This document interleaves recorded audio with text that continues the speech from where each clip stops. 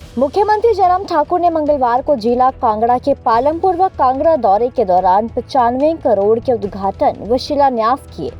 मुख्यमंत्री ने पालमपुर में लगभग 42 करोड़ रुपए की लागत के 17 विकासात्मक परियोजनाओं के लोकार्पण और शिलान्यास किए, जबकि कांगड़ा में 53 करोड़ के उद्घाटन व शिलान्यास किए। कांग्रेस पर हमला बोलते हुए उन्होंने कहा कि जब प्रदेश में कांग्रेस की सरकार हुआ करती थी तो क्या कांग्रेस पार्टी के नेता जनसभाओं व कार्यक्रमों में अपनी जेबों से खर्च करते थे। उन्होंने कहा कि प्रदेश में आचार संहिता लगने के मात्र 4 दिन पहले राहुल गांधी ने मंडी में सरकारी रैली की थी, जिसका 75 लाख रुपया हमारी सरकार को सरकारी बसों के किराए के रूप में देना पड़ा। क्या इसका कांग्रेस के पास कोई जवाब है?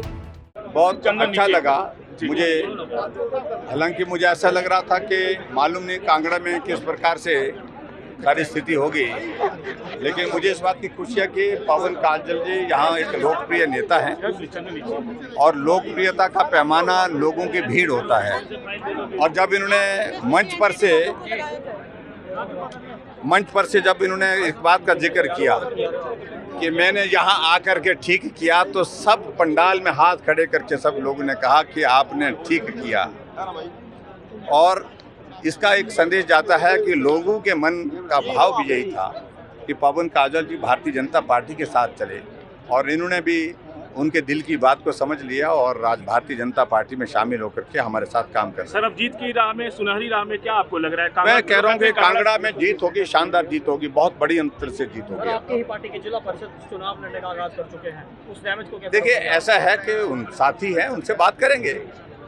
अभी तो चुनाव का दौर दूर है। नहीं, ब्लैकमेलिंग नहीं था। देखा उनका ऐसा था, उनको लगा कि अब जो लोगों के बीच में जा करके लोगों ने इनसे कहा कि ये चीज़ें होनी चाहिए, तो इनका मन ये था कि सारी चीज़ें एक साथ हो जाएं। तो उनमें से अधिकांश चीज़ों को हमने कहा है कि ये करेंगे ही, और उसके बाद अगर और कसर रहेगी तो आने वाले समय में करेंगे। में दिन दहाड़े मर्डर हुई, उसके लेकर के बहुत अनफॉर्चुनेट है, और उसमें कार्रवाई होगी, सख्त कार्रवाई होगी। जो दोषी हैं उनको जेल की सलाखों के पीछे डालकर जैसे से कार्यक्रम करें। विपक्ष कह रहा है कि ये सरकार अनावश्यक खर्च कर रही है और पॉलिटिकल स्टंट है ये। देखिए, एक इनकी सबसे बड़ी परेशानी कांग्रेस के मित्रों की है, आमतौर पर जब चुनाव का दौर आता है तो लोग कम आते हैं, यहाँ पर जगह कम पड़ती है, लोग ज़्यादा आते हैं। ये स्थिति है, जोश के साथ आ रहे हैं, जुनून के साथ आ रहे हैं, और जब जोश और जुनून के साथ लोगों को देख रहे हैं आते हुए जाते हुए, तो उनकी परेशानी है, तो इस तरह की बातें कही जा रहे हैं।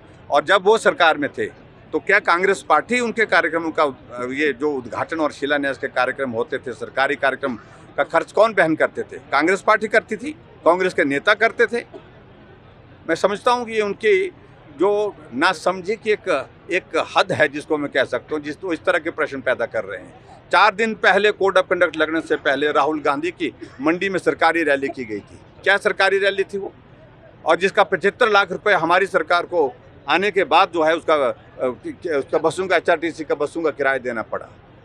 है कोई जवाब उनका? राहुल गांधी कोई कॉन्स्टिट्यूशनल पोस्ट पे थे? पॉलिटिकल रैली थी वो।